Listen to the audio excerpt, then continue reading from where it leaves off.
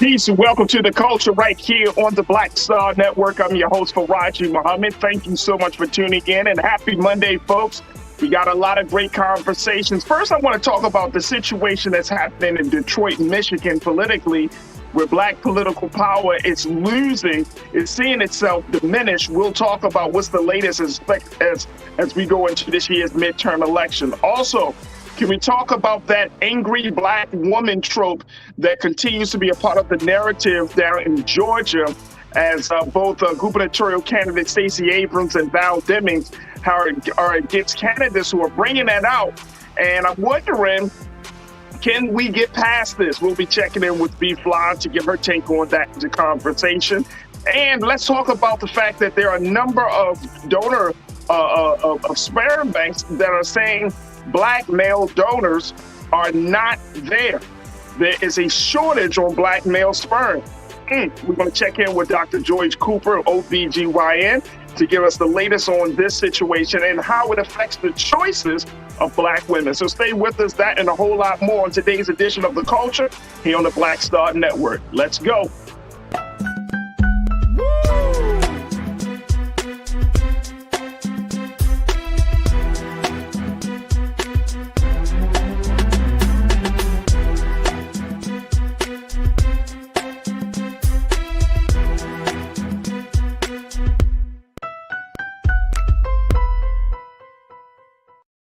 Folks, welcome to the culture here on the Black Star Network. I'm your host, Farajii Muhammad. Thank you so much for tuning in and being a part of the conversation. First and foremost, folks, happy Monday. I hope your week is starting off well as we jump into a number of conversations that kind of spilled over from the weekend, but some things that are coming up. This first conversation, at least, I wanted to get the ball rolling, talking about, of course, the midterm elections. And I'm going to just let y'all know that we're going to be having a number of conversations, various stories around as we work our way up to the midterm elections. So, don't get so upset. Don't be like, oh, this is what we're talking about. Yes, this is what we're talking about here on Black Star Network, folks. It is pivotal, absolutely pivotal that folks go and vote their interest, and especially in these local elections, that you do your part to be a part of the conversations, and more importantly, do your part to participate in all of these issues in some way, shape, or form.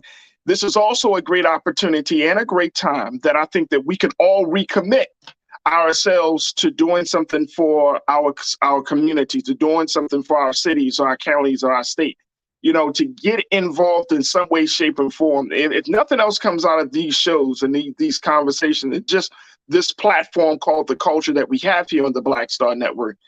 The thing I would want you to remember the most is to put some action in your citizenry.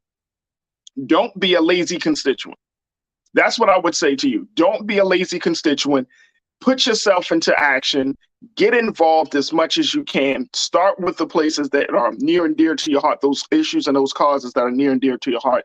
And then branch out. Because once you start getting the ball rolling, and in my time of doing activism work and organizing work, I found that I start to look and I'm interested in other things that I never thought I would be interested in, say, 5-10 years ago. But once you start to learn how things work, once you understand the dynamics of power, once you understand how government works and how money works and all of these things, it just opens up your world. So I don't want you to be a lazy constituent. I want you to be an active citizen.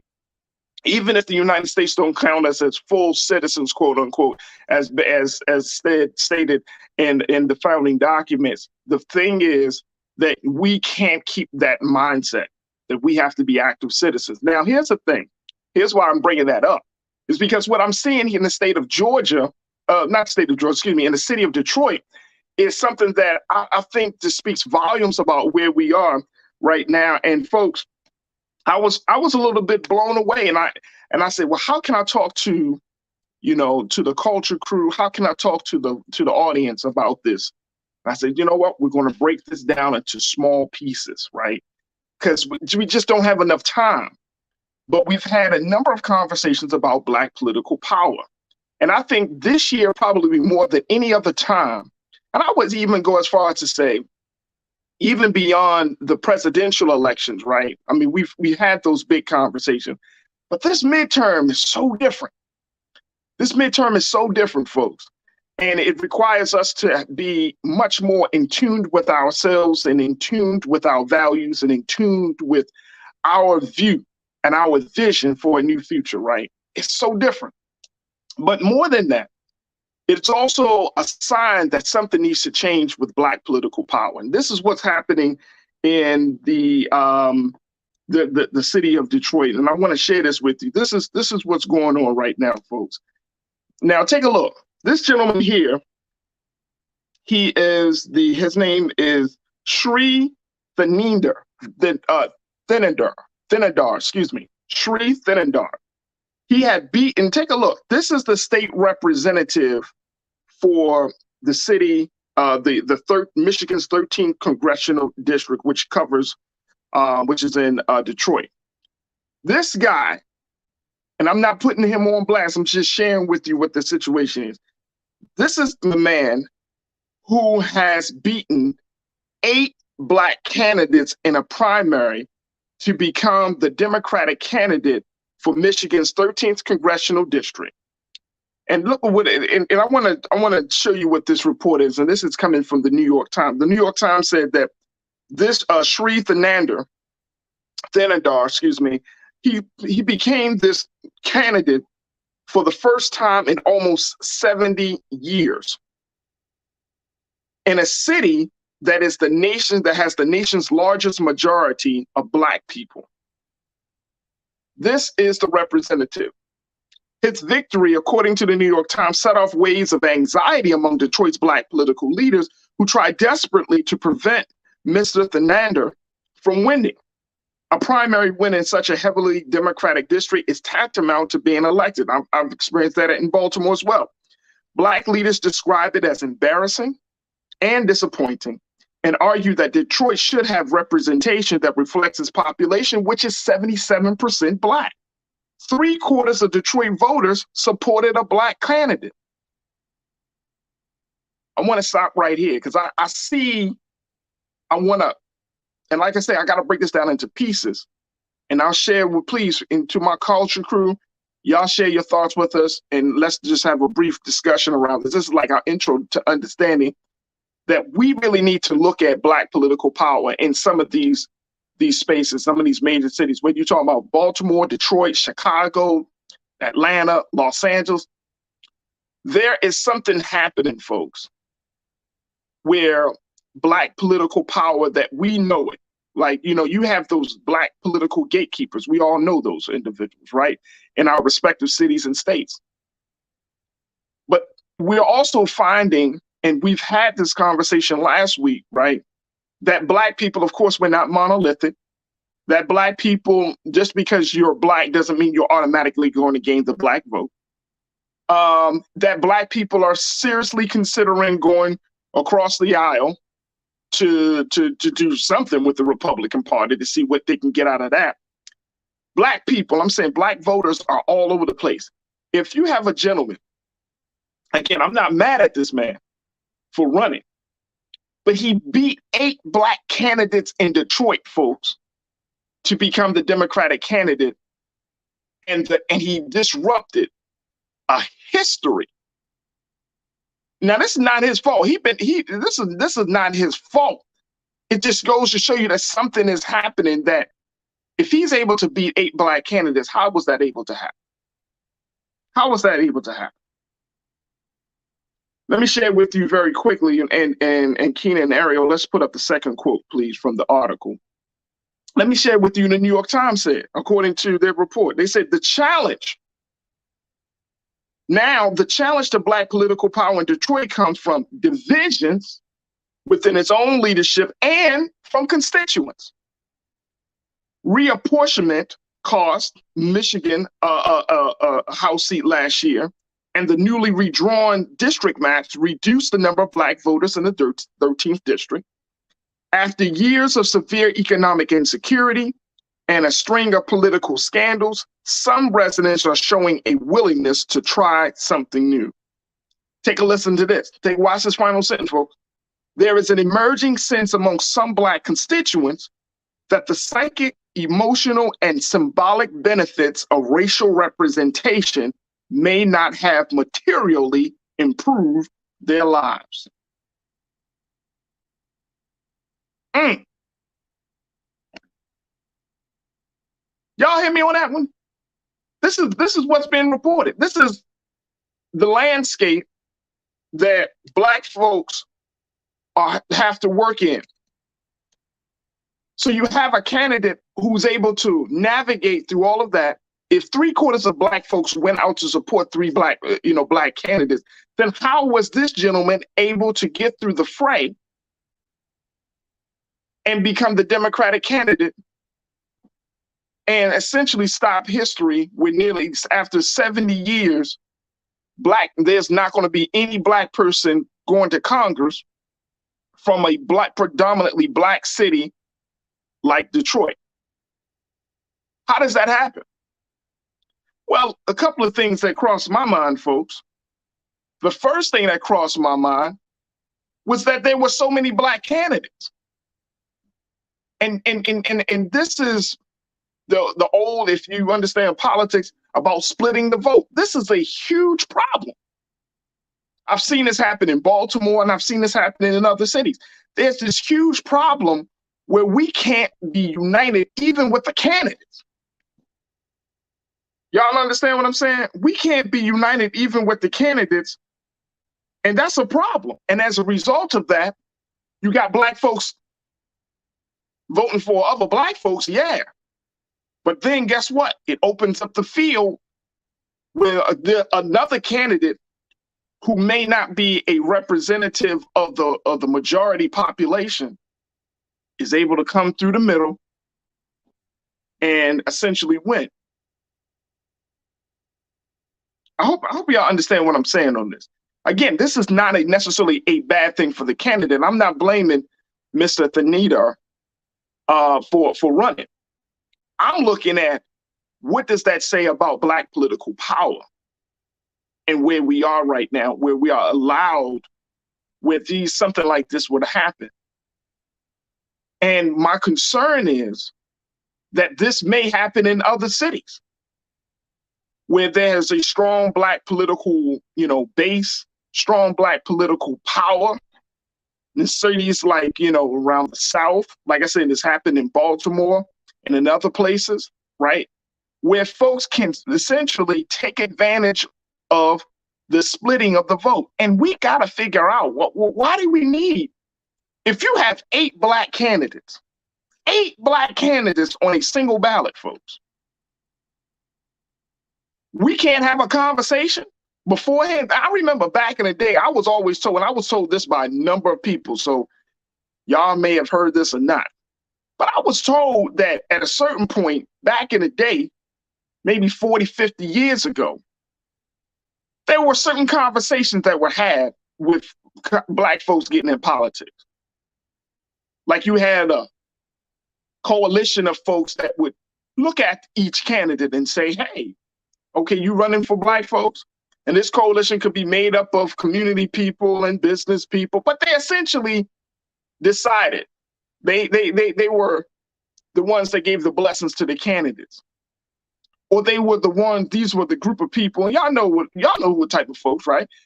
These were the group of people that determined, like, okay, we got a couple of things on the political agenda. So which candidate would be best fit? Which candidate would best serve the interest? We can't have too many candidates, because guess what? We split the vote. We gotta put our blessing, and we have to make sure that we can, put a couple of candidates out there. And I know Black folks saying we all don't think the same. But if we don't have to think the same about everything, but if we don't think the same about anything, then that becomes the problem. You mean to tell me that you got that many Black folks and somebody couldn't have said, hey man, how about for the interest of the greater good, for the interest of the collective good, look, if we want to keep this thing Black, right, we want to keep this thing representative of the population, then we should fall back. That's the first thing. The second thing that I found that was interesting is because you got so many Black people who unfortunately have screwed over other Black people while in office. And I'm thinking about Kwame Kilpatrick out of Detroit, the former mayor who was doing what he was doing, right? And how that would allow, that added to the distrust that Black folks have of other Black people in political office. Because we always want to say vote Black, and I'm down for it. But when I vote Black, are you going to be a thief? When I vote Black, are you going to be some, just not doing your job, or you involved in other stuff? You think you can follow the same rules as your white colleagues? So you involved in the same stuff? Nah. And can you really? And I've literally seen this, folks. I have literally seen this. This has happened in Baltimore, and I've seen this in other places. That when certain Black folks get elected out and say they're very popular among some of the people get mad. Y'all may have seen this. The candidate gets mad at the voters for not voting for them, even though that candidate may have a bunch of baggage. And you mad at the voters because we tell people to vote. We say go out and go to the ballot box. But when they go out to the ballot box, you blast them because they didn't vote for you, instead of saying, well, I appreciate the time that I was able to serve or the opportunity. You blast them for making the wrong choice. But you got all this baggage. You got all this drama. But you want us to vote for you because you Black. Because you did a couple of things for Black folk. But overall, we're not getting the full benefit of your time in office. That's why that piece in the New York Times, that's why I wanted to highlight this. There's an emerging sense among Black constituents that the psychic, emotional, and symbolic benefits of racial representation may not have materially improved their lives. Yeah, a Pyrrhic victory could be good. A symbolic victory is good, but my taxes, I'm still paying high for. I can't get a loan for my small business. I can't get a loan I can't refinance my home without going through the institutionalized racism with mortgage loans. The problems with the police continue to happen, right? The schools in my neighborhood are still, but you Black. It's symbolic. And this is not a shade on Black political leadership. I'm talking about a certain type of Black leader that wants the grandstand in front of us, but they want us to enjoy the symbolism. Oh, I'm the first Black person in this role or this position. But are you going to be the first Black person to actually do some work? And this is creating a problem, I think, for a lot of us, because we don't want to just use our vote haphazardly. We don't want to just give away our vote. And, we don't want to just go like our little sister, when I talked about it last week, she talking about the least worst option down in Atlanta. We don't want to feel that way when our people are on the ballot. But if you are standing before Black folk and all you got to offer is your presence, not presents, not like Christmas, your presence, like your existence, that's all you offer. The fact that you in the room. But your mind and your heart and your efforts don't lead to real change for Black people. It adds to Black folks feeling like, I'm not getting nothing. And that's the place that we in. All right, let me go to some of these. Man, folks are checking in. Tiana, you kicked us off today. Good to hear from you. You said, look, I'm thinking the quality of the candidates. Right. Right. I mean, out of 8 candidates, if this gentleman was able to beat 8 black candidates in this congressional race, out of 8 candidates, Tiana, it's hard for me to believe that at least 2, 3, 4 possibly, or maybe 2 or 3 of them are quality candidates. And you mean to tell me the others couldn't rally behind those 2 or 3? Maybe 1? Real Brooklyn, Tiana, appreciate you, sis. Thank you. Real Brooklyn, my guy, you said, and also didn't Detroit just change its district maps, right? And it reduced the number of black voters. Yeah, I said that, right? That's one of the reasons why black voters in Detroit are being disempowered, right? So you're disempowered in representation. You're disempowered based on the congressional boundaries. What is black political power doing? All this stuff is happening. You saying it's embarrassing? Yeah, it's embarrassing. I'm embarrassed for you. I'm not even in the city. I'm embarrassed. Because Detroit was always that stalwart city for black power, for black political power. Detroit has been one of them cities, like Chicago is Detroit. Certain cities has always understood the pulse of black political power. So if Detroit is losing, woo. I feel you, Real Brooklyn. Thank you for checking in. Jawan, thank you, sis. You said the math ain't mathing between gerrymandering and infighting within our own party. It's like we take 1 step forward and 2 steps back. I'm not sure what the solution is. Right. Let me tell you, it's unity. I mean, that comes to me, unity, right? Putting away our egos, right? Knowledge. You know what I'm saying? Like there are some big things, but unity. I mean, we all, again, we're not a monolith. We all got different interests, but at the end of the day, what's for the greater good?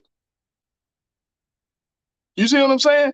And we may have to go back to that old school way of, hey man, sitting down with whoever that coalition of folks are in your respective city who've always. And we had them in Baltimore, and I'm sure there's something like that here in Los Angeles and all of that stuff. Like some black folks gotta just be like, look, man, whether it's black business people, whether it's whoever, look, we can't have 6 and 7 black folks on the ticket. Somebody's gonna have to sit their ass down. I mean, it's old school, but we may have to go back to that. You don't like my music. You say black people can be reactionary too. We need to fight that. Oh, absolutely. Oh, that absolutely, bro. Absolutely.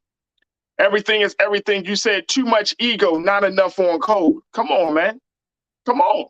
That's the place we in. We can't be so ego. Like, I get it. Okay, it's not your time. And I'm not saying it's like, what older folks say to the younger folks. I'm talking about, hey, man, if your agenda or if your platform isn't as strong, or if your influence among the people isn't that strong, you might want to sit down. Let's build that up. And let's get you in the next cycle. But this cycle, this is our guy. This is our system. You know what I'm saying? And it is what it is. It's organized political power. We always talk about, well, what white people, any group of people, they do that. They put their best forward, right? They get past all the egos. They get past, well, they coulda, woulda, shouldas. They get past living vicariously through somebody else and say, look, what's for the greater good? How are we going to still remain power? We're so worried about the individual, we forget about the collective. See, that's how messed up our system and our culture is at this moment. We're so worried about what's good for me and not what's good for us and we.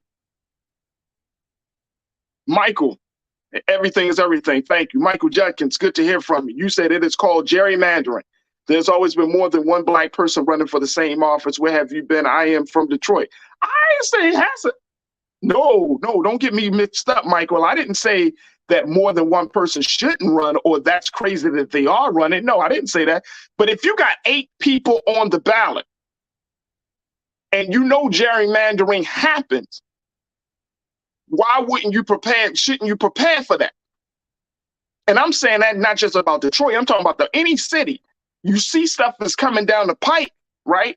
And I'm talking about the black political power, the older folks, the folks that's been in the system for a long time, the folks that understand it. A lot of your candidates, they're not older, they're younger, they're fresher, they are not as, some of them may be naive, some of them not knowledgeable about all of these strategies and tactics and things to keep people disenfranchised and disempowered. So the older folks got to say, look, bring them into the room and say, look, here's the situation. We got so many months before this next election. They're gerrymandering right now. Here's what we need to do. If you're thinking about running for office, come talk to us so we can figure out how the best way we can put forth a representative that's going to carry the agenda. I mean, it's called organizing, bro. It's called preparing for those things. It's not like we can't work against gerrymandering. We just got to organize. Fly girl, you checked in. I live in Detroit. I vote. The bottom line, black people did not come out and vote. And why didn't that happen, Fly girl? If y'all had a candidate that spoke to your interests and needs, I would think that people would come out to vote. But somebody else spoke for us in a predominantly black city. How does that? 77% of Detroit is black. 77. In Baltimore, it was like 65. So we had a high black number. But you mean to tell me that black folks can't organize or have a candidate? I can't believe that. It's hard for me to believe that. There was some candidate that could have spoke to the needs of the people.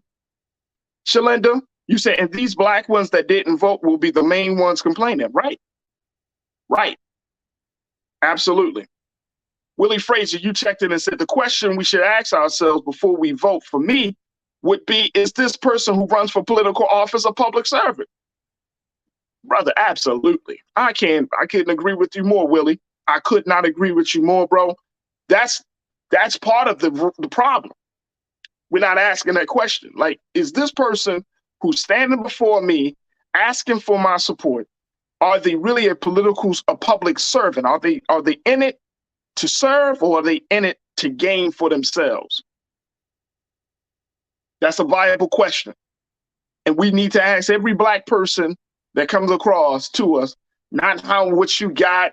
Oh, y'all seen you in some pictures with this person and that person, because we get enamored by that. But be like, look, man, are you here to serve?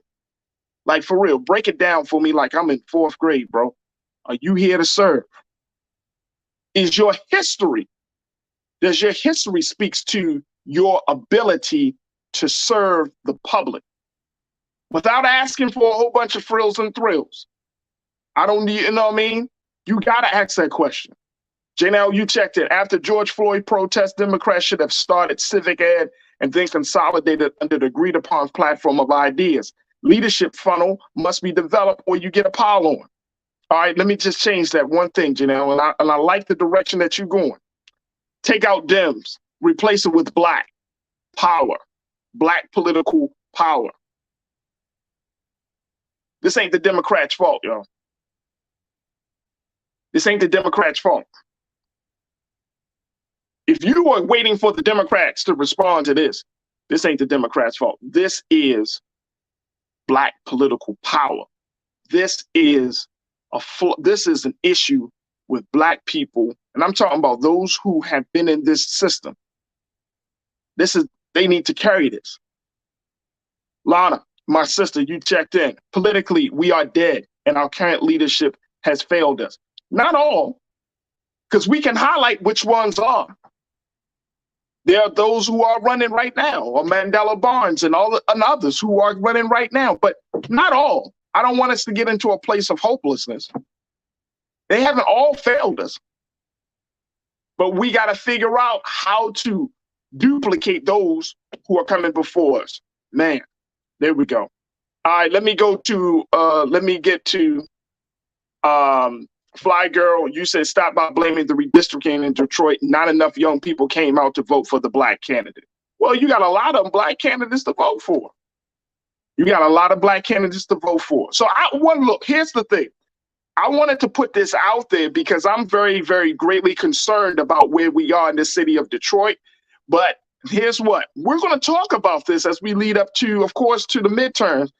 But this can't be the way we go as we move forward in the presidential election.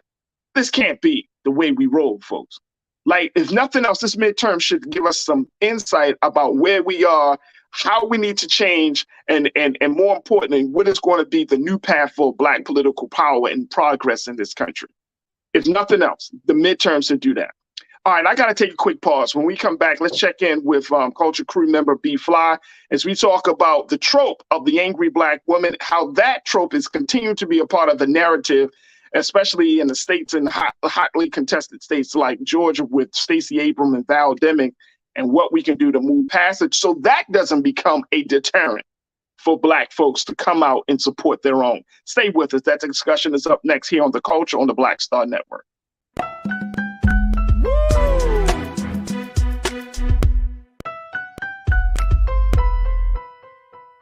Hatred on the streets, a horrific scene, a white nationalist rally that descended into deadly violence. White people are losing their damn minds. As an angry pro-Trump mob storms the U.S. Capitol, we've seen shootings. We're about to see the rise of what I call white minority resistance. We have seen white folks in this country who simply cannot tolerate Black folks voting. I think what we're seeing is the inevitable result of violent denial. This is part of American history. Every time that people of color have made progress, whether real or symbolic, there has been what Carol Anderson at Emory University calls white rage as a backlash. This is the rise of the Proud Boys and the Boogaloo Boys. America, there's going to be more of this. Here's all the Proud Boys, guys. This country is getting increasingly racist in its behaviors and its attitudes because of the fear of white people. The fear that they're taking our jobs, they're taking our resources, they're taking our women. This is white fear.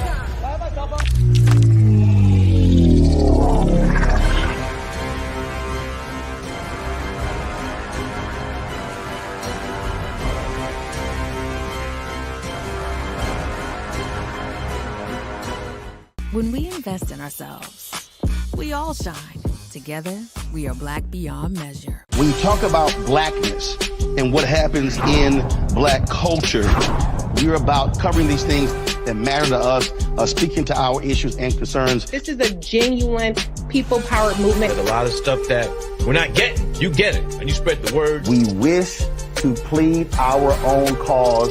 Too long have others spoken for us. We cannot tell our own story if we can't pay for it. This is about covering us. Invest in Black-owned media. Your dollars matter. We don't have to keep asking them to cover our stuff. So please support us in what we do, folks.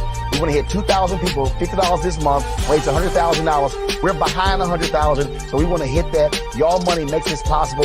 Check some money orders. Go to P.O. Box 57196, Washington, D.C. 20037-0196. The Cash App is $RM Unfiltered. PayPal is R Martin Unfiltered. Venmo is RM Unfiltered. Zelle is Roland at RolandSMartin.com. Welcome to Atlanta, one of the most expensive housing markets in America. But rather than help out, Brian Kemp cashed in. He made hundreds of thousands of dollars in real estate. His net worth skyrocketed. And while Atlantans struggled to stay in their homes, Kemp gave $10,000 tax handouts to the richest Georgians and a nearly $700 million no-bid contract to his campaign donor, Brian Kickback Kemp, making Georgia work for him, not you.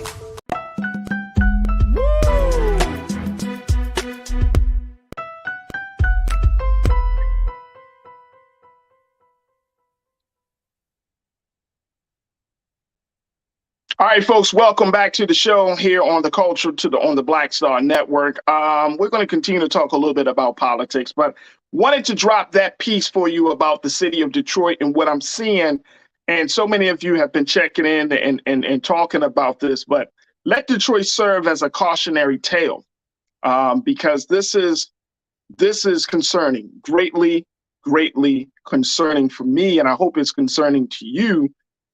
Because if we're talking about getting out of this political rut that we find ourselves in, right, with our relationship between the two parties, making sure that we as a constituency, as a citizenry, we are on the same page of our interests that are not just good for our families, but for our communities, and it's good for us as a whole, as a people.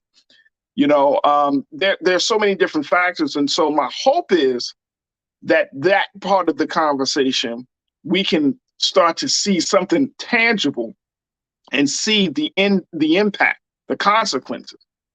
Because Black political power, I think, is not as strong as it could be in some areas. And we need certain parts of this country to be on board with strength, with progress, being progressive. We need some bases all around this country. If we're talking about gaining any power, because right now I feel like we're all over the place. And that could just be me. So this is just my little opinion. But we need cities like Detroit to turn out. We need Baltimore. We need the folks down in the South, whether you're in Atlanta, Nashville, Miami. I mean, we need certain places that we know that Black folks are going to be able to turn out. Chicago, Dallas. I'm thinking about even here in Los Angeles, in other cities. Like, we need Black folks to turn out. So we don't have the liberty to just, okay, we're going to just do what we want to do. We need to think about this from a collective perspective, from a national perspective, and not just from a local perspective. All right, I want to shift gears a little bit because I wanted to talk about the often used trope that is used against Black women, which is the angry Black woman. Anytime a woman has an issue with something, then sometimes you see people, and both men, Black men and white men, but this is often thrown in a Black woman's face where she's quote unquote mad, angry. And I want to push back on that. In a time that we're living in, why shouldn't we be angry? I'm just saying. This is the case of what we're seeing down in Georgia right now. Stacey Abrams running for office down there. Val Demings running for office down there. And guess what? The angry Black women trope finds its way into election debate. And this is so bullshit. I mean, on so many levels. That's why I had to bring my sister into this. We got B-Fly denied. B-Fly, what's happening? Who is a filmmaker. She's an activist. She's co-founder of Blackwater Production House. B-Fly, I know this is very near and dear to your heart in terms of how women are portrayed in various spaces, in politics, arts, everywhere. So when we're talking about this Black woman thing, and this was something that was brought up in the debate with Stacey Abrams from Brian Kemp, her opponent. He's saying that Stacey Abrams was mad and angry. And it really is a way to keep people in check. This is like a way of keep Black women in check, controlling the narrative. I want to share this very quick quote, and then B-Fly, I want to get your take on this. It was written by the griot that in the world of politics, it is magnified 10 times more because Black women in the spotlight, whether national or state level, have to mind every word, facial expression, or action, lest we be attacked for not being like our white female counterparts who are often accepted as more kind, gentle, easier to deal with, and more diplomatic. B, what is this? Why is this still happening? Why is this narrative still so powerful in trying to control Black women, quote unquote? You're on mute, B. Yeah, there we go. Mic check.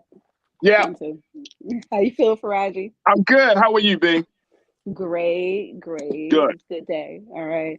So, I think when this happens, it's because the enemy has no other approach.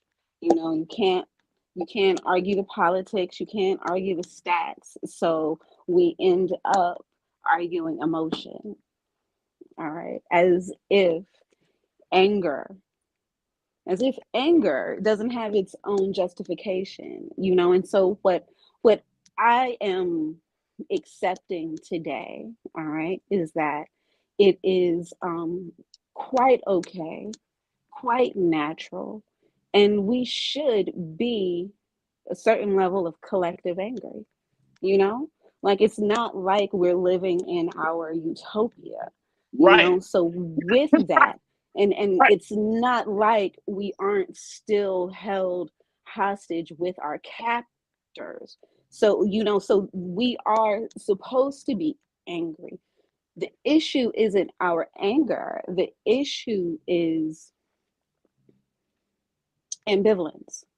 The issue ends up being the white passive aggressive behavior, you know, that accompanies feminine energy and masks itself as diplomatic, because it is not diplomatic, it is manipulative. All right.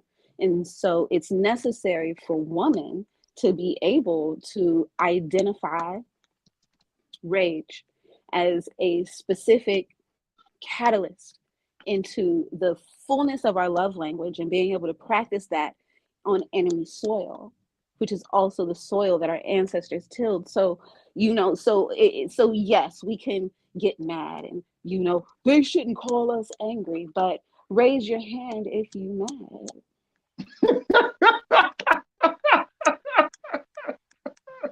Stacey mad too. Yes, you know, so I can be angry, you know, I'm Right. supposed to be angry, you know, politics is supposed to be able to house my anger into a clear process of voting, and with a democratic process, you know, and so there's an anger there because somewhere along the vote in the street, something don't disconnect. Oh, hells yeah. We're still discussing women and anger, you know, and I think what it is, Farajii, you know, we love, you know, we love to romanticize God. We love to see God in the sprinkle and in the rainbow and in the flowers, but you know, God is also wrath.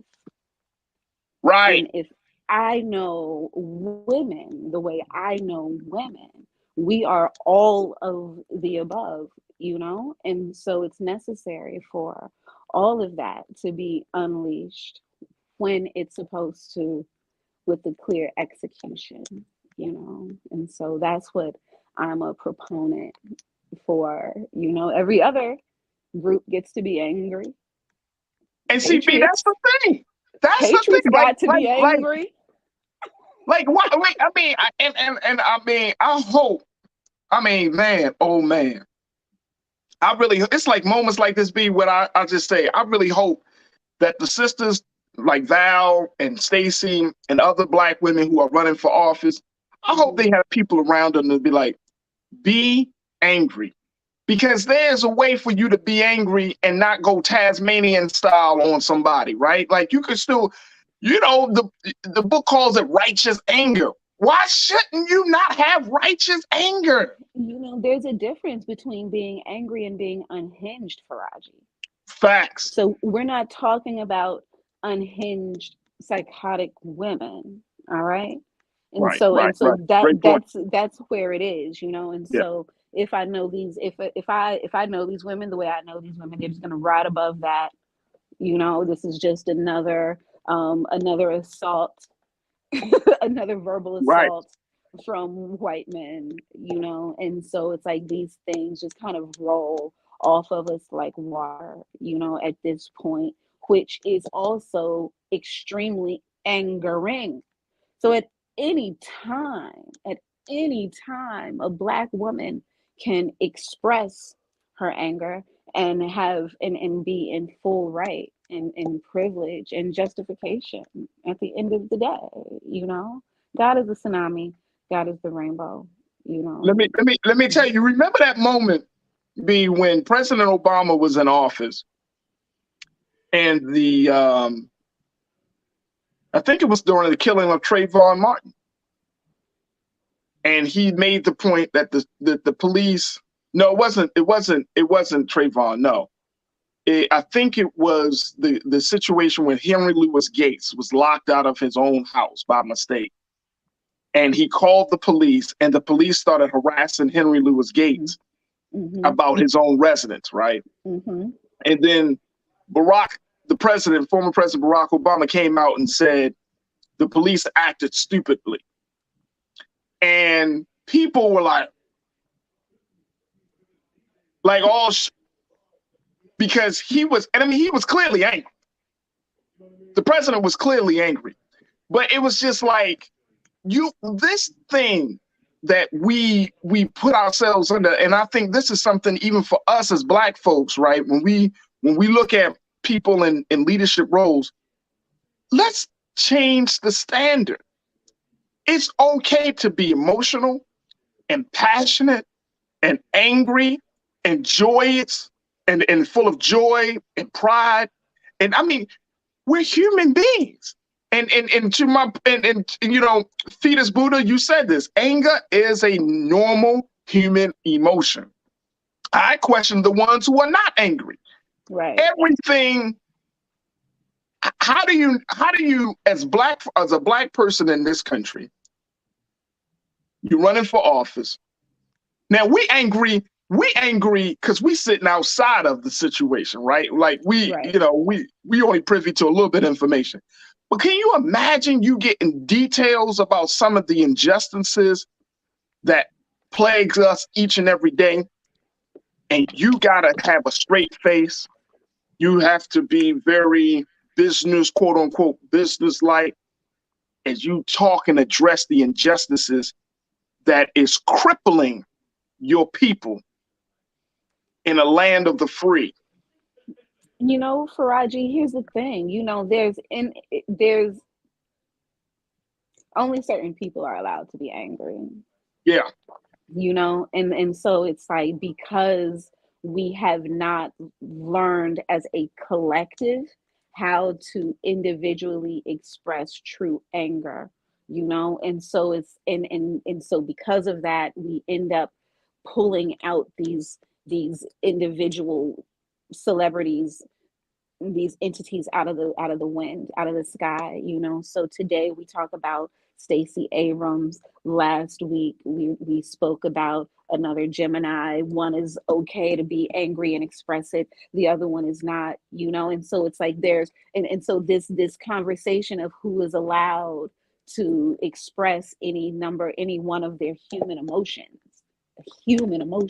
you know, at any day, you know, becomes up for scrutiny, you know. And so it's like, and at the end of the day, I don't blame the politicians. I blame we media houses, you know, end up stamping, you know, who is allowed to be angry and who is not. And these allowances change with the seasons, you know. Right.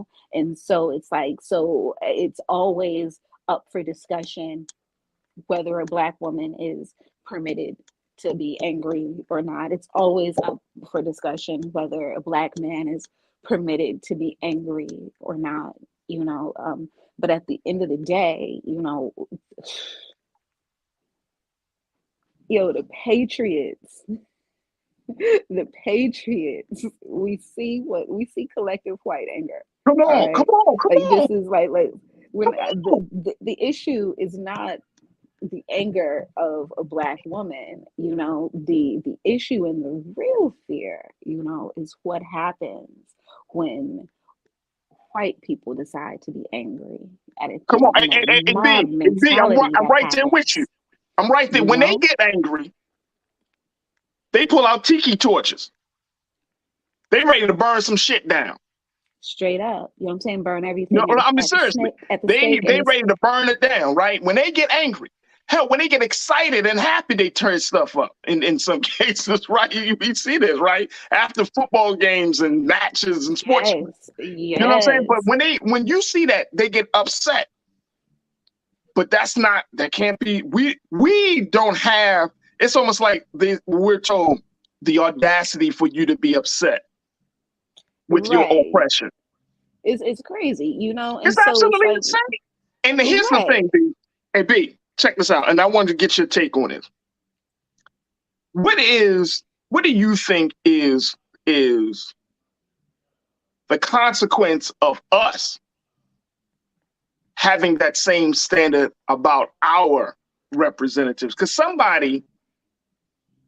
Black person, a man or a woman, may feel offended that they might see a Stacey Abrams or Val Demings or any other Black candidate getting angry and upset. There's a consequence to that, though, right? I feel the exact opposite. I think the reason why we have a political ambivalence right now is because no one is angry enough to change anything, and you're not going to change anything until you are mad enough to literally destroy it and make it all over again, and that's what it is. And so we don't have that politician, that political voice, is literally non-existent. So as a result, we end up looking for a watered down as substitute for it, and unfortunately, this is why the Trump effect is still lingering, because you have a person who is at least able to trigger a strong emotion and ride a wave with that consistently, and so when we look at the opponents, when we look at the Democrats, I go to sleep. I'm sleepy. Lord, and so in these, and this is the reality of our political landscape. Absolutely. Right now, going into midterms. Let's just be honest. Everyone bores me. And so this is why in Texas you have these celebrities. You have Matthew McConaughey trying to get his head in the ring real quick, and right. I understand it.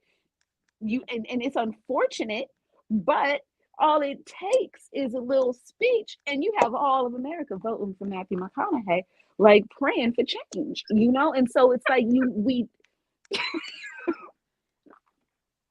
Am I wrong? I mean, look, I feel you. Y'all don't even want to admit it. You know what I'm saying? But no. Look, let me tell you. When Matthew McConaughey said what he said about his hometown of Uvalde, Texas, and the gun situation and that a tragic shooting of those children, and people were like, "Oh my God!" They were blown away. They were like, Matthew McConaughey. And again, see, I think this is the culture that we in as we wrap up this portion of the discussion. But this is the culture that we in. We think that everybody should stay in their place, right? That what happens in the country should not spill over into Hollywood, or it shouldn't spill over into Wall Street, right? We are so conditioned to think on this one track, or to think in this very segregated way, emotionally and mentally, that we don't understand that that's not how the human being is designed. Like we can't just completely remove ourselves from the situation, because guess what? That's the problem what we have now. You got some Black people who think they're better than others because they live in a different neighborhood, or they make a different amount of money, right? Or you got some folks who say, well, you know what? My ideology is better because it comes from this person instead of that person. I mean, it's just fascinating. I saw this very fascinating. I was watching football yesterday, and I don't know if anybody else saw this commercial. It's from a nonprofit that speaks about Christianity.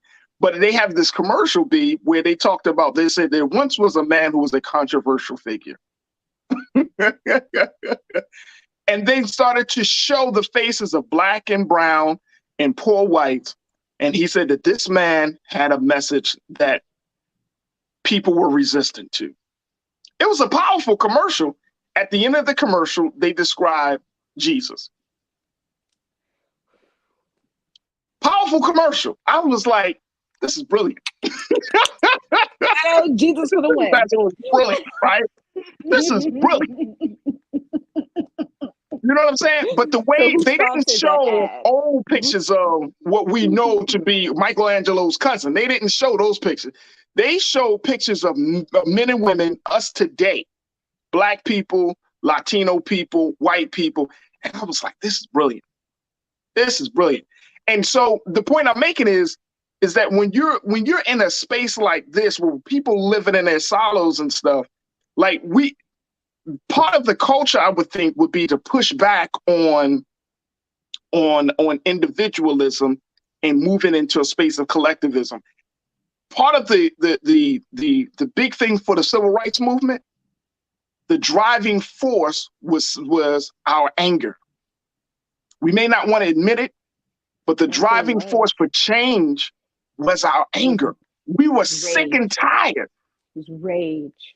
Rage. Like you talked about anger, right? Versus unhinged. But when you're talking about that rage, you know what I'm saying? That rage. There is no, like, rage is what a mother will lift a car to get her child. You know what I'm saying? Understand, and so until we get to that point, there is no change. There is no change. It will literally just be like the de-evolution of what could have been the American dream at some point. But like, you're still gonna have that that choir in the back who knew whole time it was a nightmare. Exit. So, absolutely. Absolutely. That's where we are. Look, we got to take a quick pause. When we come forward, folks, we're going to switch gears. I want to have this other conversation about Black sperm donors being at an all-time low. We're going to be checking in with Dr. Joy Cooper, who is an OBGYN, to talk to us about the implications of this epidemic and why it's going to force Black women to make some very, very hard choices about family planning. So we'll have that conversation up next. So stay with us. You're tuned into The Culture right here on the Black Star Network.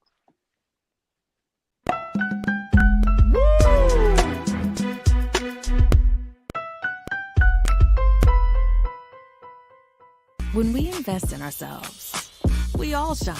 Together, we are Black beyond measure. Don't you think it's time to get wealthy? I'm Deborah Owens, America's Wealth Coach, and my new show on the Black Star Network focuses on the things your financial advisor or bank isn't telling you. So watch Get Wealthy on the Black Star Network.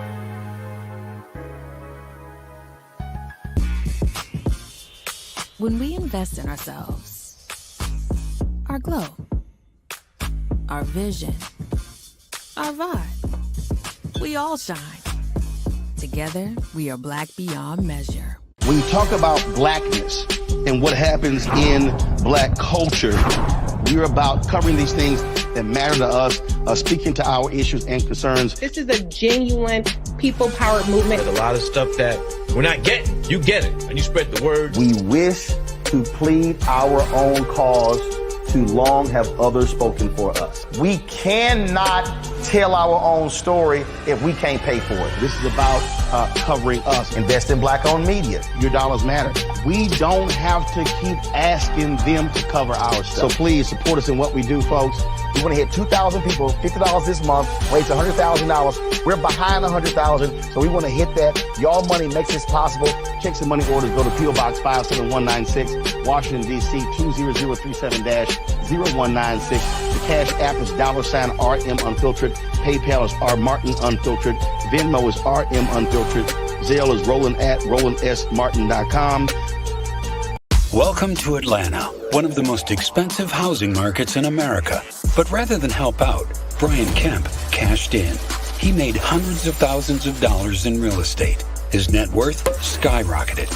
And while Atlantans struggled to stay in their homes, Kemp gave $10,000 tax handouts to the richest Georgians and a nearly $700 million no-bid contract to his campaign donor, Brian Kickback Kemp, making Georgia work for him, not you.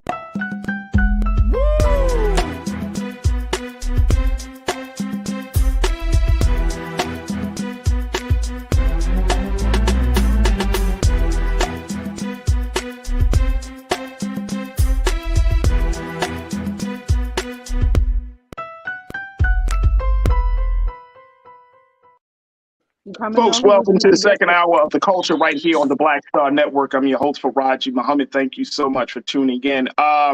So grateful. First and foremost, I'm jumping into the chat here on our as we stream live on YouTube. Folks, if you haven't had a chance to jump into the chat or on Facebook or YouTube, check us out. A lot of the big conversations that we wanted to have, they're happening right now. So a big shout out to my online culture crew, keeping the discussions going, even after we move on from different segments.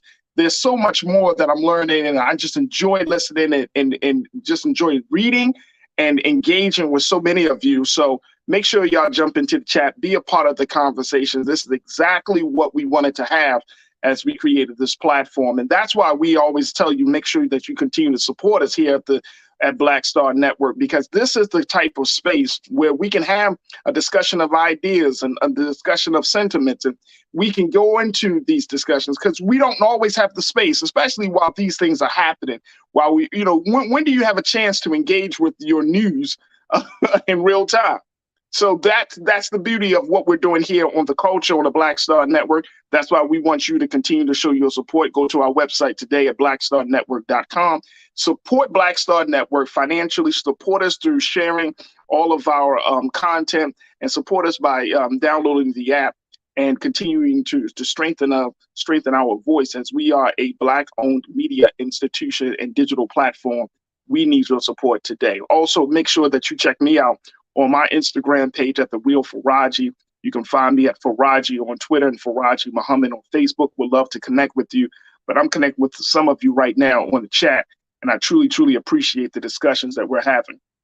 All right, folks, I wanted to switch gears, talk from politics to talk about family planning, something that is near and dear to my heart, because I realize that a lot of times we're not having enough conversations about the future of our families. And so, I'm joined by our culture crew member, B Fly, who is a filmmaker. She's a producer. She's an artist and activist doing some great work.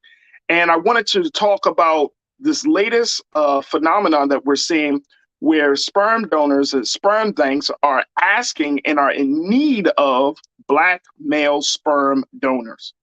This is a real crisis for sperm banks across this country. Take a look here. America has a Black sperm donor shortage. Black women are paying the price. And what is the price? What is the price of this, folks? The price is that Black women are going to be confronted to make a decision about whether they want to have a child that may be biracial, or they're going to have to make some other choices. Here to talk to us about this is Dr. Joy Cooper, who is an OBGYN, to give us some insight into this epidemic. Dr. Cooper, Dr. Joy, thank you so much for joining us here on the culture here on the Black Star Network. How are you this afternoon? I'm great. Thank you so much for having me. Absolutely, absolutely. Doc, talk to us about this. Here's what I found based upon this discussion, and I think that this is something that I think is. And let's just throw this quote up on the screen very quickly, Keenan and Ariel.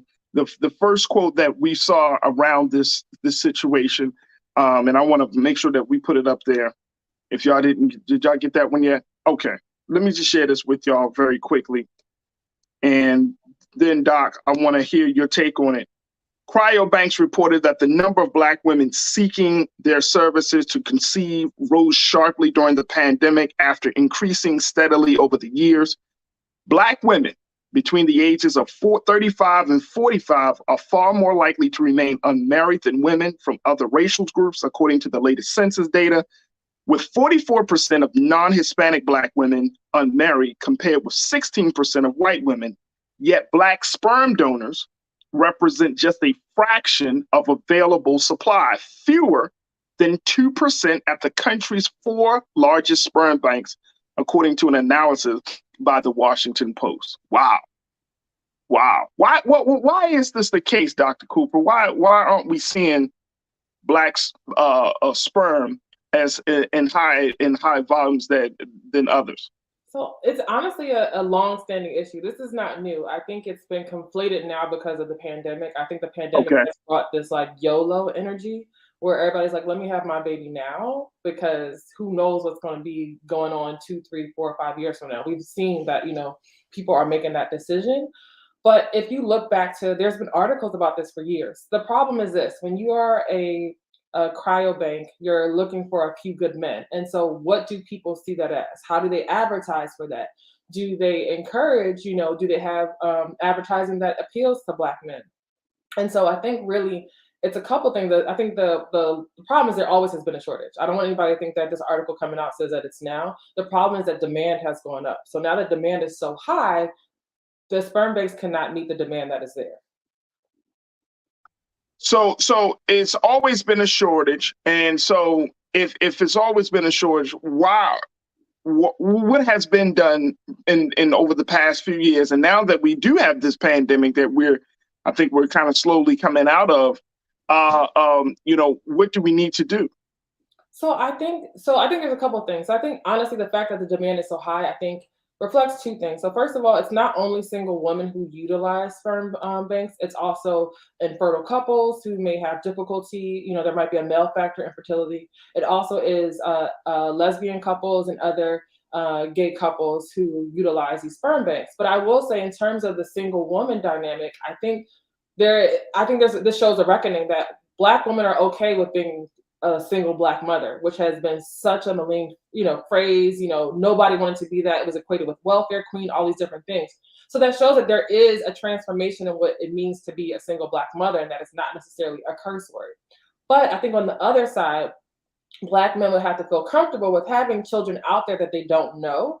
And I think I think in Western culture, that might be a little bit easier to translate, but I don't necessarily think in Black culture that it translates the same, where it's like, okay, sure, I'm going to have, children out there I don't know about, because there's different options to be anonymous or not. And so I think it really takes a Black man to feel like, okay, I would donate. And I think the only time we really talked about this in our culture was in Spike Lee's She Hate Me, where he talked about the character, the protagonist there, like actually inseminating lesbian couples because, they wanted to conceive and they wanted his good sperm. But I think we really haven't talked about what does it mean to, procreate when you're not raising the child willingly, and that, you want to just, contribute to society per se. Absolutely. So, and then, I'm gonna ask this question, then I'm gonna bring in our culture crew member, B Fly. But one of the things that they point out in this article, Dr. Cooper, of course, is failure among cryobanks to recruit Black donors. So, and you mentioned this in the earlier part of your remarks. So, do we need to create a campaign? Like, is this really beneficial for Black men? To truly say, you know what, I can be. I want to be a sperm donor. What are some of the benefits for Black men? I would say it's a way of increasing Black families. So I'm actually in a Facebook group, Mocha Single Moms by Choice. And honestly, I have to say that when there's a Black donor that comes up, literally, like, people will put in the number, like, there's a new sperm donor here, go and grab it. And so I think there's a dearth of like Black women who want to build Black families and may not have a partner, may not have the time to actually cultivate the marriage and all the other relationship stuff that is necessary to raise a child within a marriage, but really just are on a clock. I'm an OBGYN. So many Black women are coming in between the ages of 35 and 45, like that article talked about, who realize their options, their window is closing. And so you have to kind of look at it almost as just being, you're donating. It's almost like donating an organ, except that what's coming out of it is, a whole human being that you don't necessarily, and it's, depends, when they turn 18, you can have the option that they can reach out to you. But what I say in 2022 is that, honestly, DNA is not really like anonymous. Like, you go to ancestry.com and put your DNA in, you can find who your family is, who your people is. So I understand that might keep people from wanting to contribute. But I appreciate this article because it's allowed me to like tap into my networks of my friends and say, like, why don't you donate? You'd be a great donor.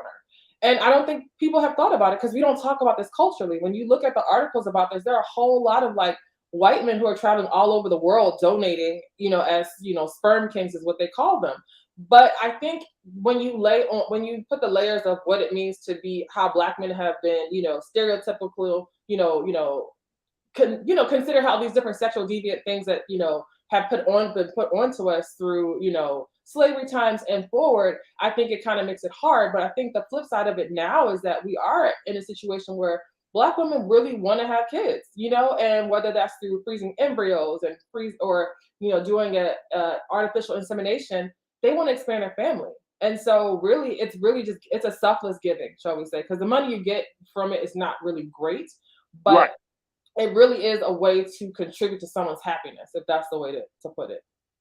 So it, I'm kind of like walking real slow through this, because this is like I just never thought about it. You know what I mean? And until I saw this, and I don't know if people really thought about, hey man, like we see the other side of this, Doc. As a Black woman, we hear the conversations about abortions among Black women. We hear the conversation about single family households. We hear the conversation about like the groups you're part of. You see Black women are just, look, I'm gonna be a single mother. And so when you're talking about, and then of course we hear the conversations about quote unquote deadbeat dads, right? Black men who don't step up after they have the children. So now there's this call saying, hey, we need Black male sperm. And then people are like, well, you got all these other situations that are going. And in this case, we're trying to say, look, you give your sperm, you can make somebody else's happy. But then on the flip side of that, on the other end, is like Black men have been producing, but then they don't take full accountability for it. So I think it's for a lot of people, like psychologically trying to different. Right, which is obviously right.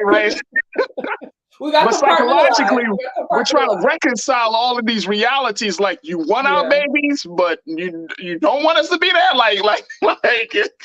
So how can we reconcile? I don't think everybody's ready, because I will say, everybody's not ready to be a parent, because it comes with a lot of responsibility. It's like at minimum 18 years of a lot of work. And so if people they're not ready to have a child and raise it, the thing is, to me, that's what I'm saying, it's a selfless act, because I think so much is so easy to get caught up in the other parts of reproductive. When you talk about family planning and you talk about, like you said, abortion, when you talk about who's going to raise the kid, who's the daddy, the Mari aspect, I'm an OBGYN, I've seen it all.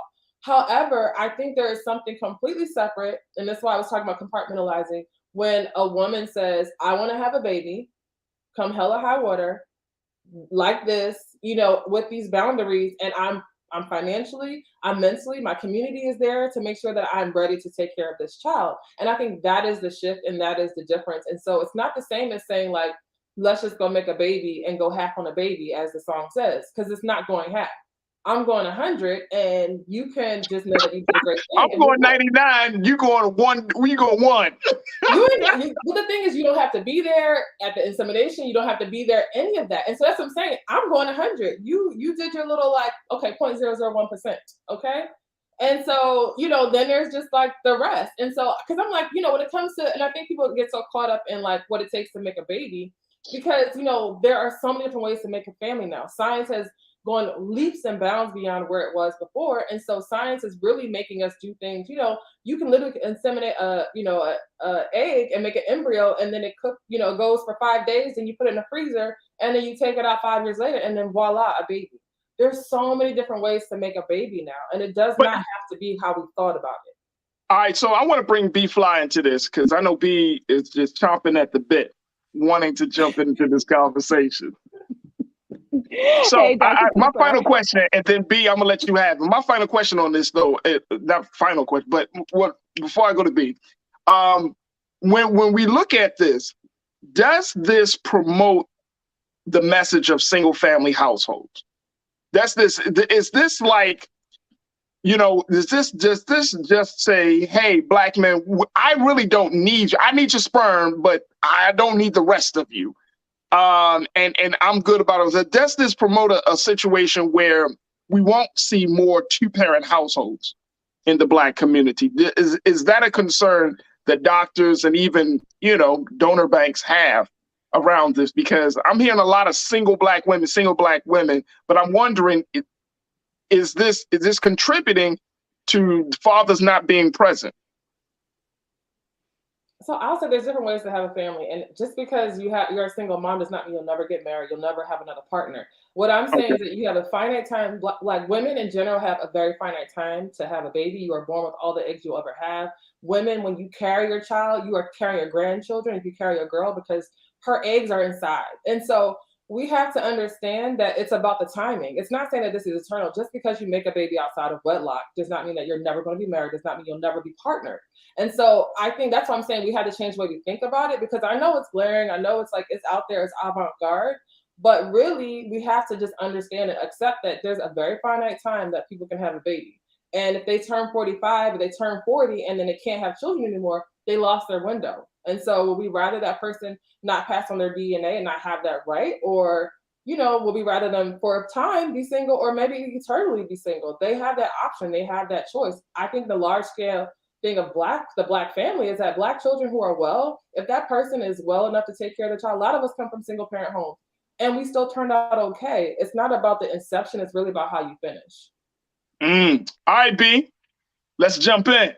What's your take on it, B? I think this is we're taking a very big step in humanity, and I'm here for it. I don't think this further devolves family. I think this evolves family and the woman's choice in when and how to reproduce. And so this is this is real. I have absolutely never thought about Black sperm donation outside of She Hate Me, and so this is a very important situation. I'm wondering, what is the maximum age of donatable Black male sperm? Is there a maximum age the same way? Because I don't know what the FDA there's a maximum age to egg donation. There is, because it's different. So sperm is made every day, like new sperm is made. But the problem with egg donation is that, like, as I said, you're born with all the eggs you have. And so essentially the quality can change in terms of like whether you have chromosomal issues and all these different things. There is some evidence coming out saying that sperm does have issues with aging that might be linked to autism and things, but it's not the same relationship. I just know that typically who will donate, typically people who are younger donate because it's before they've already formed their families, before they've already been in relationships where someone else has a say in terms of what you do with your sperm potentially. And so really they do typically like recruit college age students, military. They don't typically recruit older men, but I mean, that's a market basically. That's always, an opportunity. That's always an option. But I don't think it's usually, I think the marketing is that it's not marketed towards older men typically. Okay, so it's not marketing towards older men. Okay. I'm also seeing a very interesting business niche. There's an agency that's needed that actually cares about Black sperm. It seems like there's no agency, there's no clinic, there's no real place that cares about the collection of Black sperm for the intended Black child, for the intended woman that wants to give birth to a thorough Black child. And because you have to have the professional who knows that that's a desire. And I think I do have friends who are infertility specialists who thought about opening specifically a Black sperm cryobank, because we have networks, number one, but also because we understand the demand. I don't think until that article came out that per se like white people in the country knew that Black women are looking for sperm, Black sperm. Black people didn't know that Black women were looking for Black sperm. So I think these articles kind of push it forward so it can be an agency. I always believe in for us, by us. I'm a co-founder of Culture Care. We do it for us, like it's healthcare for us, for our people. And I think the same thing with cryobanks. I think there's a market for that, because then it's done with the right intentions. It's done in the right way where it's not going to be abused, shall we say. Because when outsiders come in and, use Black sperm, what does that mean?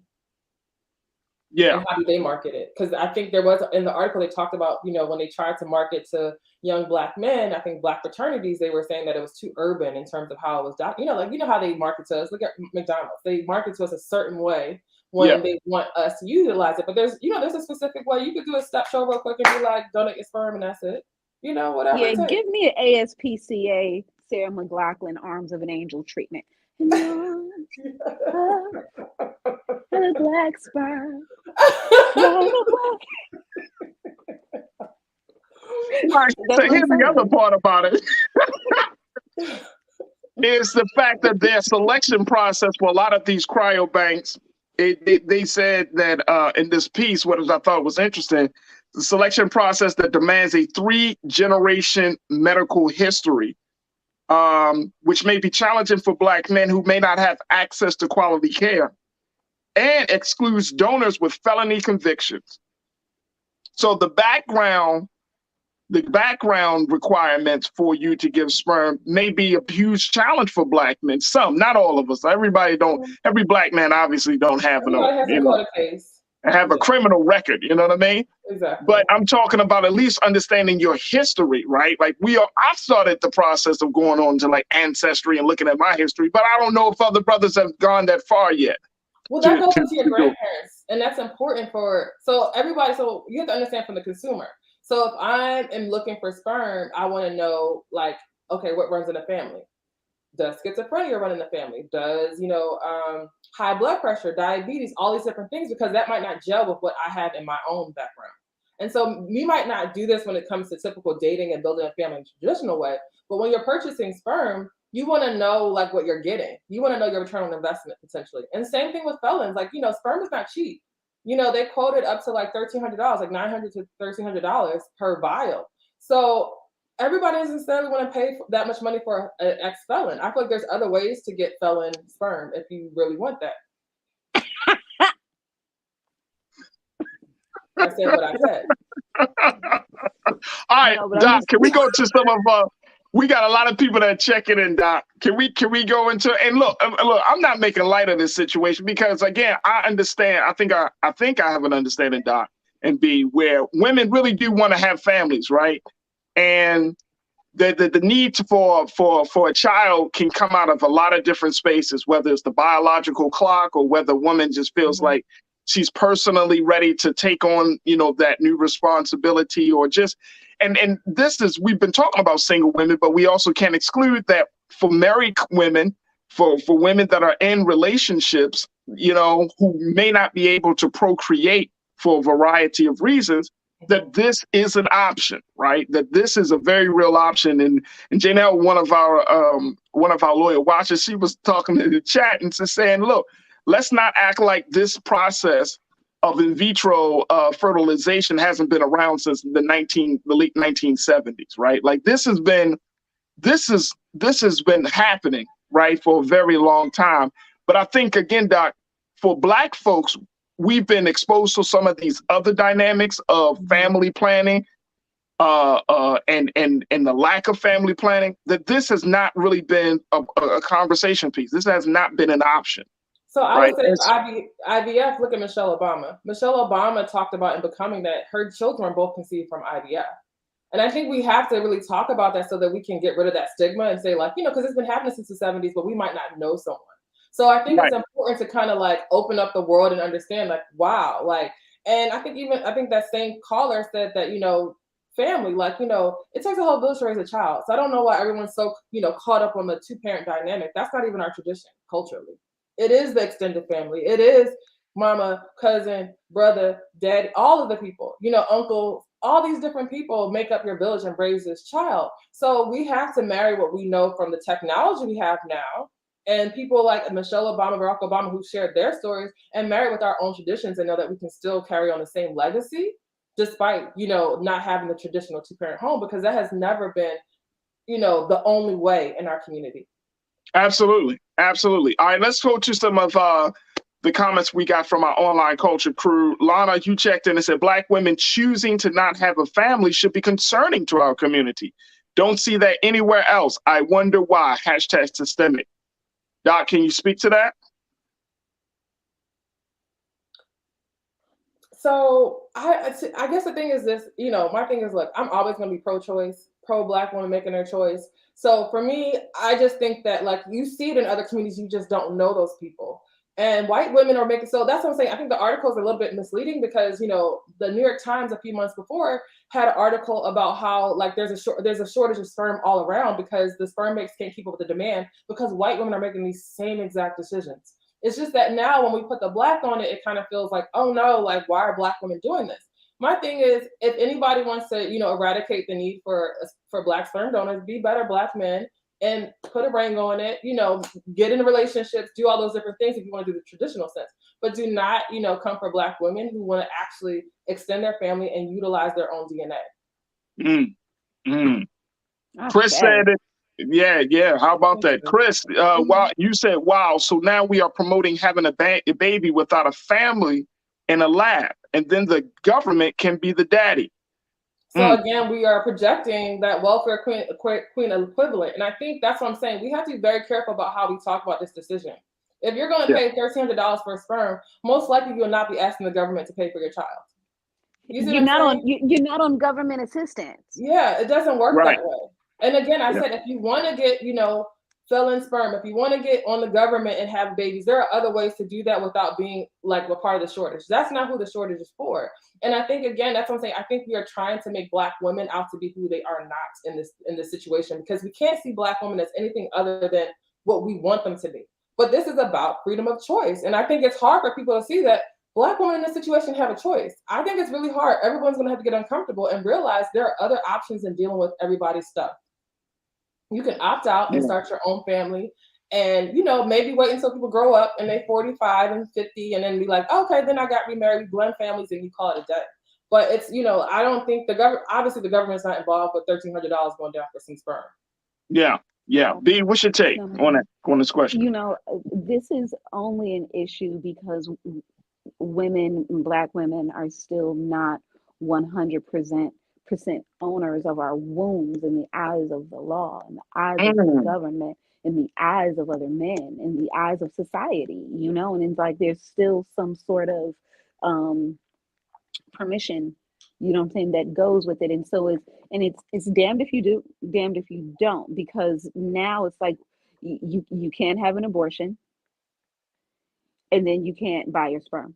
You know what I'm saying? And so you have this situation here that at the end of the day leaves the financially able Black woman angry.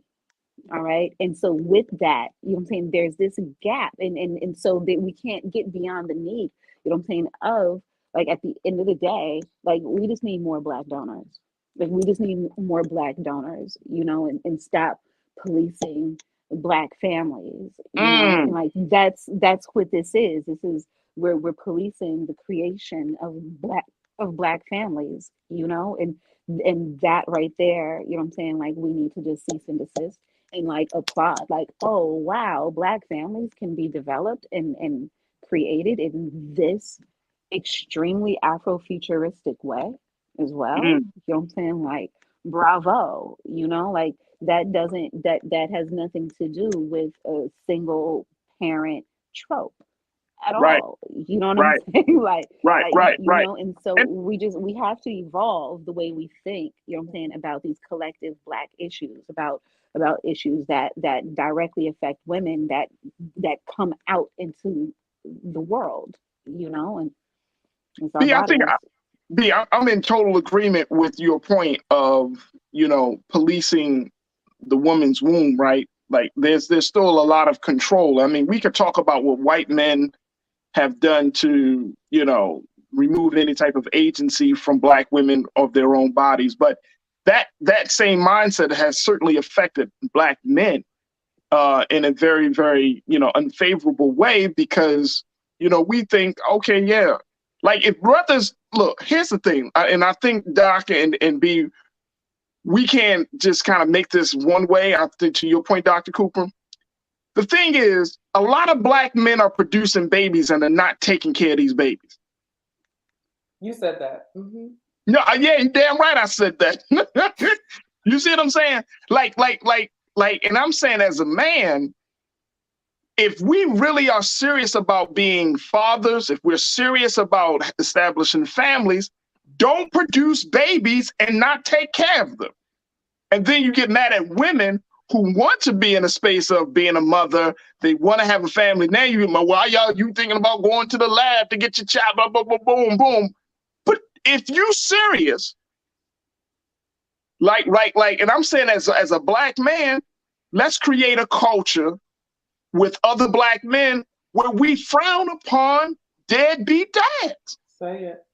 Like out loud in public around other Like, bro, people. you can't be hanging out with me. And you want to hang out with me every damn weekend. You ain't even spending no time with your children. Or, you know what I'm saying? Like, I don't have those. I don't have friends like that. I don't surround myself. But if I'm coming across a brother, he's a part of my circle. Like, bro, handle your family business, man. Stop. And then, you know, I think we're looking at it wrong, Doc, to your point and to B's point, that we want to look at the woman's choice versus, okay, what's the effect? What was the cause for this effect? No, but see, that some guys don't want to step up. But see, I think that's inserting too much of a heteronormative dynamic on the entire, on all of Black culture, you know? And so it's like all of Black culture is not heteronormative, all right? So we are not, so 100% of Black women are not going to reproduce in your typical heteronormative pathway. All righty. So it's like once that's blocked, is there an assumption in the medical world that we are just to default to white sperm and then give birth to mixed children because we're at a financial place to afford you? That's a very scary trajectory. So it's like if the heteronormative cause is important to you, then you need to run your ass to the next sperm clinic and donate to make sure that Black babies are still being born, period. Black mothers and Black fathers are still giving birth to Black children, because the alternative is for a woman to go totally rogue and out of the system. And so it's like, so we can't just heteronormalize the shit out of existence. No, and we can't. And here's the thing too, and I think this is important, that and Doc, you could kind of help me personally. I'm asking you to help me because I don't have all the answers, obviously. But you know, when we look at this issue, and then we look at the adoption issue, right, of Black children, or the fact that there are a number of Black children, so specifically once you get to a certain age, like 10, 12 years old, that are left in the system, right? Yes. How do we? That's another dynamic of this. Like some folks, Jayla, you checked in and you said there are so many Black children that are available for adoption. Let's deal with that first. I don't know if we can do one over the other, or because I feel like in terms of the family dynamic, the woman's needs, the family's needs, it's one thing for a woman to get, a sperm donor. Then there's another thing to adopt a child that may not have any of your qualities, any of your DNA. You know what I mean? So I don't know if we can put those up as like apples and oranges in that comparison, Doc, or what? It's not. I think, at the end of the day, we have to talk about what is valuable in terms of Blackness and all these different things. And I think the adoption issue is a huge issue that I think kind of sometimes is middle in this, because I will say as an OBGYN, I talk to my patients about their fertility, about their family planning. And I've had patients who were not able to adopt because they lived in a one bedroom that had a den. And so when the adoption agency came around, the social worker said, you have a den. And so you can't, we know that even if you move into the den, we know that you won't let the baby keep that room. This woman told me everyone else in the building has kids in that room, but that's fine because it's their biological child. But when you start doing adoption, number one, adoption is very costly. Number two, adoption has no guarantees. Number three, I've had a friend who multiple times tried to adopt, and moms have the right to change their minds, and they kept losing babies that way. And so again, it's still a very, it's not an easy process. Everyone acts like it's very easy, but until I think the adoption issue is a little bit separate, because we need to kind of like remove a lot of the barriers that prevent Black children from being adopted, because that's what I've seen as an OBGYN, where a lot of patients only had the option to get their own child because that's how their house is set up. I live in the Bay Area where housing is very tight, and it's not easy just like, oh, let me get a bigger apartment. You could be paying double the amount of money from what you started with your lease, years ago. So I think, I understand the sentiment, and, we have to also, people who say that, I hope they are adopting patients, babies themselves, because I feel like everyone wants to say someone else can adopt, but don't want to adopt themselves. And so, like if someone's single and wants to have a baby, there are a lot of obstacles even on the adoption side. There's obstacles all around. So I don't want anybody to think it's just like it's just like a switch, like, oh, instead of a sperm donor, I'm just going to go do that. I've seen people try and they also failed in that respect as well. I think the key thing is to focus on what people want, and that's their choice. If that is their choice, they just want access, and that is it. Yeah, I would agree with you there on that one, Doc. I mean, I think that for that choice, this is about choice. This is about a woman and a man, depending on the circumstances, right? But this is about some folks having the conversations about this. And one of the big things being, Doc, that I hope that doesn't come out of this conversation is that we start blaming or stigmatizing or making or shaming people about their choices, right? Especially Black women. It's not going to do no good for a Black man or another Black woman to shame a sister because she simply wants to have a child. She simply wants to, look, let me tell y'all something. Let's keep it like this, Doc, and B. How many women have children who probably aren't fit to be mothers? Let's keep it real. Versus women who want a child, who make a space for a child, who's there to emotionally provide, financially provide, and she decides to go down this route. I'm not going to beat her up.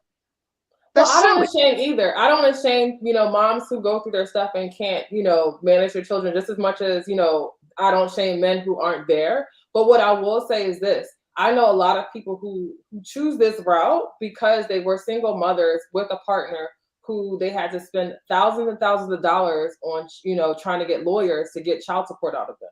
And Right. So it's a cheaper option, because the thing is that $1,300 is much cheaper compared to tens of thousands of dollars in lawyer fees. Same, and I think everyone wants to, I think I don't want, because I don't shame, as an OBGYN, I take care of all types of patients. And, I see a lot of people make that comparison between a mom who really wants to have a baby and is having fertility issues versus a mom who doesn't really want to have all these kids, shall we say.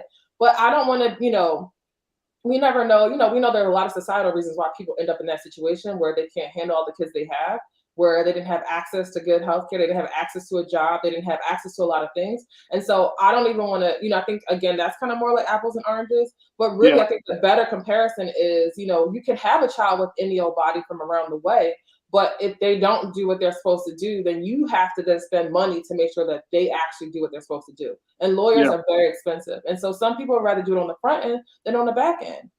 Yeah. And I think really a lot of the comments, which are saying like, oh, everyone needs a mother and a father. Children need love. That's what they need. And so if someone's willing to provide it, then let them. But beyond that, if you have an issue with this, make sure your friends are better. Make sure your friends are stepping up to plate to make sure they're making commitments, and, make sure they're donating if they don't want to have kids of their own. And I think to her point, 60% of the national data show that sperm banks are used by like LGBTQ people and couples. And so we can't, eliminate that. Even if everyone, got booed up with a man who wanted a man, there's still going to be people who want to have Black families and have Black babies who would not have access because they're not in a heteronormative couple relationship. And so it's really about, to me, the donation part is the way to think about it. You're just like you donate your clothes to Goodwill. Like, this is the same thing. Donate your genes. If you have something good to pass on, if you got 50 million, we got a lot of hypertension and diabetes, in the family. Make sure you don't, make sure you're eating healthy so you don't pass those things on, number one. But number two, also just make sure that, everyone doesn't need to donate. This is not a big mad rush for everyone to donate, but really be introspective about who would be good to donate, who would be, who is ideal, because these are not the same. It's not eugenics in the sense of like certain traits need to get passed down. What it really is about making sure that people know they're buying a product, and it has to be appealing. You don't want a lot of stuff with a lot of different issues. Like there's different genetic issues that run in the Black community, like sickle cell trait and things like that. And those are harder sells because it's so common. But, at the end of the day, we have to just make sure that we look at it is what it is. It is really people just wanting to make a choice and be supportive of their choice. That's it. Absolutely, absolutely. Dr. Joy Cooper, I truly appreciate you for coming on and sharing your insight about this. I think this is absolutely fascinating. I'm kind of still shaping my view of this as I'm listening to you, listening to B, and just kind of taking it in all based upon what folks are saying. But this is absolutely fascinating, to say the least, which is why we wanted to have the conversation, because I don't think that we're just having enough discussion about having a family in a non-traditional way, right? One thing I am sure about, I'm tired of fathers and mothers walking away. I'm tired of fathers and mothers who are choosing that once a child comes into their life, they choose foolishness over parenting. You know what I mean? And so if this is an option where somebody wants to give their love and they're able to give their love, versus somebody who just had a good time one night, right? And just like, oh man, now I got to deal with this and all that. Like, man, this is a much better option. But I just found this to be very fascinating. So Dr. Cooper, thank you for your time today. Thank you. Thanks for having me. And I think someone commented they wanted to know my company. It's called Our Culture Care, OurCultureCare.com. Check us out. We're in California. Oh, awesome. What's the website for that, Doc? OurCulture, like your show, care, care.com. Our Culture Care. There it is right there, Dr. Joy Cooper. Doc, thank you so much for being on the show. Thank you for joining us for this important discussion. Absolutely. All right, folks, we got to take a quick pause. When we come forward, let me give you an update. I got my sister B Fly with me. That's giving you an update on what's happening with the case that I'm very, very excited about and that I'm very passionate about. We'll talk about that and some more. So stay with us. It's The Culture here on the Black Star Network.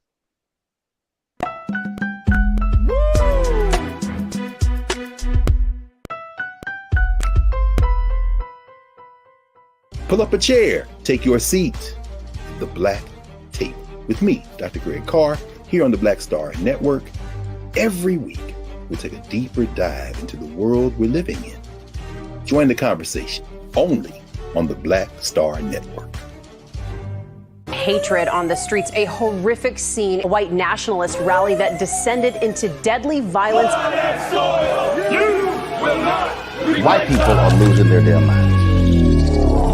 As an angry pro-Trump mob storms the U.S. Capitol, we've seen shootings. We're about to see the rise of what I call white minority resistance. We have seen white folks in this country who simply cannot tolerate black folks voting. I think what we're seeing is the inevitable result of violent denial. This is part of American history. Every time that people of color have made progress, whether real or symbolic, there has been what Carol Anderson at Emory University calls white rage as a backlash. This is the rise of the Proud Boys and the Boogaloo Boys. America, there's going to be more of this. Here's all the Proud Boys, guys. This country is getting increasingly racist in its behaviors and its attitudes because of the fear of white people. The fear that they're taking our jobs, they're taking our resources, they're taking our women. This is white fear.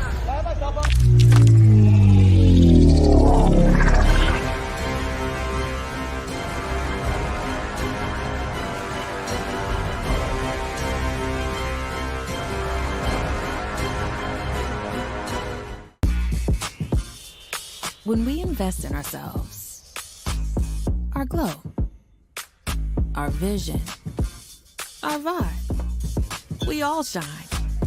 Together, we are black beyond measure. When you talk about blackness and what happens in black culture, we're about covering these things that matter to us, speaking to our issues and concerns. This is a genuine people-powered movement. There's a lot of stuff that we're not getting. You get it, and you spread the word. We wish to plead our own cause. Too long have others spoken for us. We cannot tell our own story if we can't pay for it. This is about covering us. Invest in Black-owned media. Your dollars matter. We don't have to keep asking them to cover our stuff. So please support us in what we do, folks. We want to hit 2,000 people, $50 this month, raise $100,000. We're behind 100,000, so we want to hit that. Y'all money makes this possible. Check some money orders. Go to P.O. Box 57196, Washington, D.C. 20037-0196. The Cash App is $RM Unfiltered. PayPal is R Martin Unfiltered. Venmo is RM Unfiltered. Zelle is roland@rolandsmartin.com. When we invest in ourselves, we're investing in what's next for all of us. Growing, creating, making moves that move us all forward. Together, we are Black beyond measure.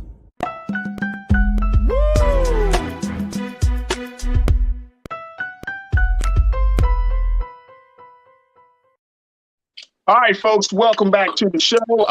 Final conversation. I want to bring in our culture crew member, B Fly, into this discussion. First and foremost, B, I have to say, yeah, that black sperm donor conversation, that's a different one. That's a different one. I'm so happy that we had it. I'm so happy that we had it because a lot of, I just don't talk about that. You know what I mean? And so when I came across the article, I was like, yo, we got to talk about this. This is fascinating. It's because where we live inside of the reproductive privilege, Farajii, we're married with kids. So these are certain situations that, we've checked kind of off of our life box. And so we don't necessarily think about these issues anymore, That's real. That's very real. You're right. Did we lose B? We got her. We gotta think her feed to stop. But you're absolutely right, B. And I think that's the part about that conversation, folks, that I think that is important. That we get out of our own comfort zone. We get out of our own shoes and think about other folks that we got beat back. So I think you're absolutely on point, B, in saying that, you and I, we've made these choices already and we've kind of moved on to other things. But for some people who hasn't made that choice, this is the choice that's before them, right? And so to get out of our own comfort zone, to get out of our own shoes, that's very important for us to consider when having these conversations. It may not be a preference for you, but for somebody else, that could be the choices that they have. Yeah, and so it makes me recognize one of the like a privilege that I live in. That I do have counterparts who don't live in that privilege. And who are still trying to figure those parts out, so thankfully we are in a part of our history to where we are able to have more options when it comes to our reproductive health, and we can still populate the planet, in abundant, on purpose ways, and I think that's really what this goes to. This isn't about the happenstance child. This is about the intentional child, and couples wanting to create more intentional children, on their own terms, and they should be able to have that right. Am I open to the idea of, droves of non-Black potential parents wanting Black sperm specifically, Black eggs specifically? Yeah. And so that kind of that turns my stomach, but it also turns my stomach when I think about the Black couple who, you want to be able to shop for your embryo and you can't shop for Black embryos. That's a problem, and are they supposed to just receive a white embryo just because they want to procreate? Right. That can't be right.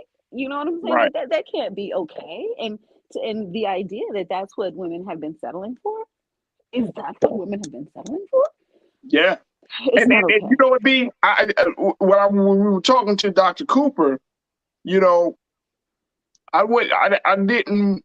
One of the things that I, kept in mind was, like we see these kind of like dystopian stories. Like we could talk about Handmaid's Tale and all of this other stuff. When you start to really dictate what type of family is considered to be acceptable, right? You start to dictate, well, you can't have this child. Like in this day and time, if a person or if a group of person, if a couple wants to adopt, well, you can't adopt this Black child. You can't adopt this person. Or you want to have, you want to go to a sperm bank, you can't get this type of sperm or that type of sperm. Like, I mean, folks, we're living in different times. We are living in a different time. So, we have to even kind of be cognizant of the fact that people are going to kind of operate from a different space than we do. And it could be a gift, it could be a curse. I don't know. But, it's certainly something that's important for us to discuss. It's definitely more gift. It's definitely more gift than curse. Like if you believe that science is if science is good and science comes from God, then this is a good thing, Yeah. And Yeah. so like I know, everything. and then let me just say, I know some women who have benefited from who were unable because of the way their bodies are. They weren't able to conceive. So I know some sisters, some older women have benefited from the adoption as well as going to the bank. I just saw this fast-paced TikTok that was about a white woman who received sperm in the mail, impregnated herself with said sperm, got pregnant, delivered said baby, and the end of the TikTok is boom, her with the baby breastfeeding. Damn. That's a TikTok video? It was a whole TikTok. I mean, I'm sure it took her a year to make or whatever. You know what I'm saying? But like the production level focus, was serious. I don't know how the lighting stayed the same the whole time. These are my questions, but you know what I'm saying? But but this is what, came across, my 90 seconds, and so it was like, oh shit, interesting, and it was way more hearts. It was way more hearts than woes, in the situation. And that speaks volumes, because that just takes, you got to include social media in that. But for those who might be resistant to this idea, let me offer this recommendation. Maybe we should stop looking at, well, how this is done or how this is done versus why this is done, right? There's a huge why women are going down this, making this choice. And that's the part that I think that we need to look at. Okay, so why is it? And we don't have enough time here on the show today to certainly talk about it. We certainly touched a little bit on it. You're talking about qualified men who are, they know their family history. Like, you have all of these things. Making a baby is not a lightweight thing. That's one of the few great benefits of being a human being, that you can procreate, right? And so it's not a lightweight thing, but how and versus who you procreate with, those are two different things, right? Like if you are not choosing the right partner, Lord have mercy. And I thank God for my wife. You know what I'm saying? If you're not choosing the right partner to have this baby with, I think, at the end of the day, Farajii, people want love.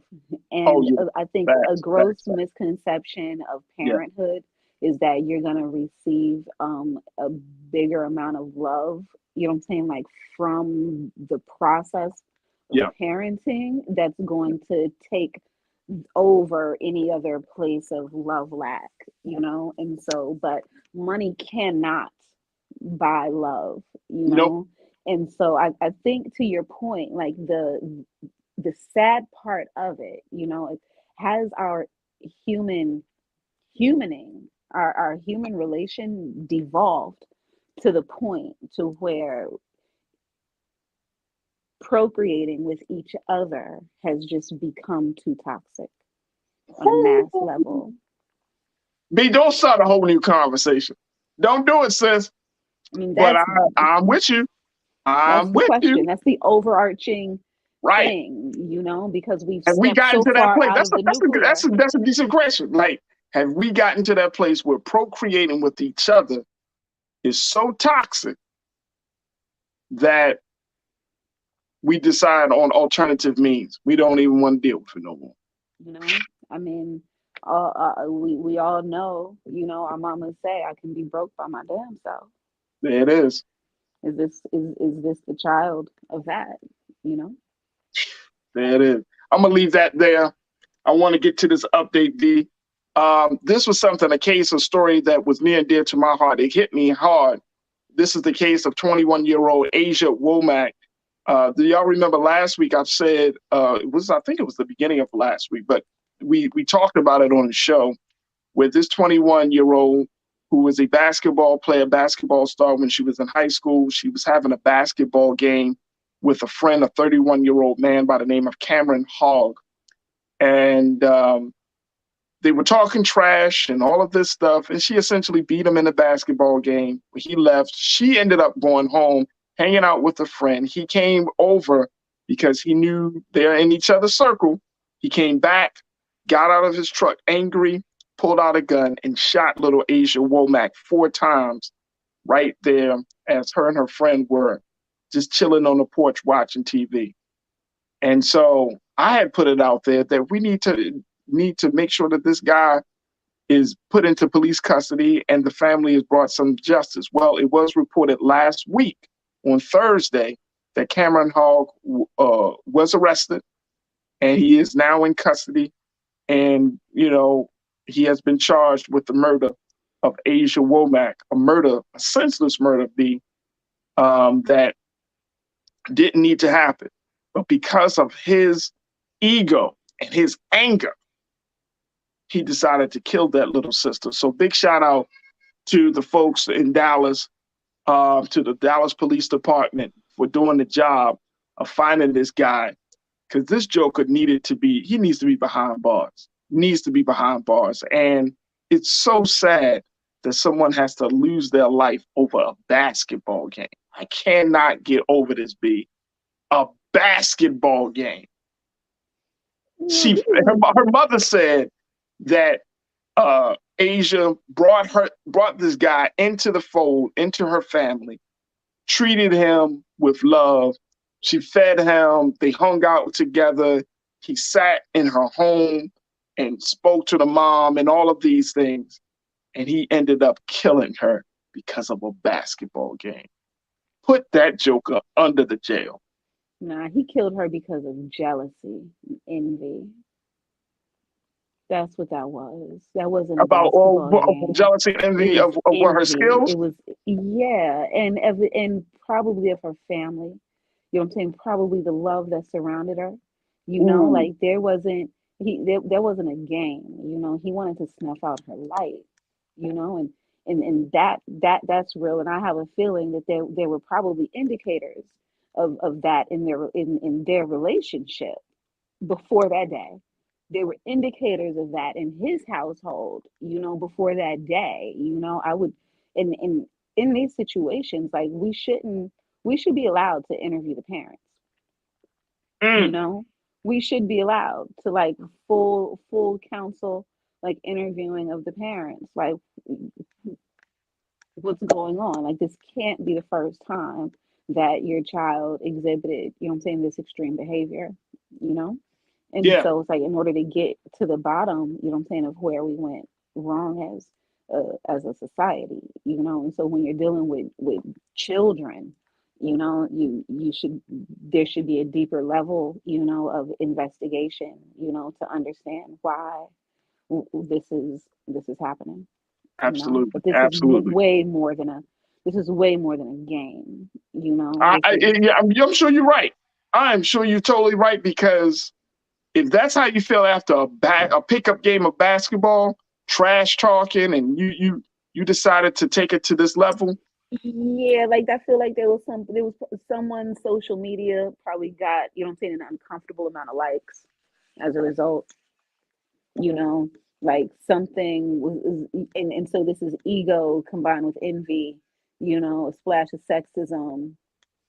And you know, this is horrible. This is horrible. But it's very bad. The child didn't fall out of the planet. He came from our society. These ills are present. No doubt at all. But at least we know he's behind bars. And again, our condolences go out to the family of Asia Womack, and to the community that she was killed in, the friend who had to witness the whole thing. Man, oh man, my heart goes out to everyone that's involved in this situation, and I'm certainly glad that Cameron is now locked up and behind bars. B, I thank you so much for your time today. Always a pleasure to have you on and reconnecting. And I'm sure that, you got some things working. So when you're ready to talk about some of the projects you got going, we are certainly here to support you, B. Thank you so much, sis, and thank you for being so good for the culture. And thank you for having me, Farajii. Absolutely. Anytime. All right, folks, that's going to do it for us. I thank each and every one of you for joining us for the conversation. Big shout out to my new watchers. If y'all just tuned into the culture today, welcome. I hope you enjoyed the conversation. Hopefully you enjoyed the interactions of our chat on Facebook and on YouTube. We truly, truly appreciate it. Big shout out to my team, my man King Keenan, Ariel, and all of my control room team for making it sound so good. Make sure y'all stay tuned for Roland Martin Unfiltered, which is coming up at 6 o'clock Eastern Standard Time. But big shout out to the RMU team as well. Make sure you continue to support us here at Black Star Network. Go to our website at blackstarnetwork.com. Support us through all of those various payment. We need your financial support, sharing the content. And so every dollar, every cent matters. So continue to show us support here at blackstarnetwork.com. Also, make sure y'all head over to and check me out on all of my social media. I'm going to be followed at The Real Farajii on Instagram, Farajii on Twitter, and Farajii Muhammad on Facebook. Would love to connect with you, love to build with you, and continue to have the conversations that we have here. We can have it offline, and you can just, your support of this show is everything to me. So building this community is everything. So let's continue to build the community. As always, never be afraid to challenge what's wrong, stand for what's right while being yourself in the process, God willing. We'll talk tomorrow for another exciting edition of The Culture right here on the Black Star Network. Talk to you tomorrow. Peace.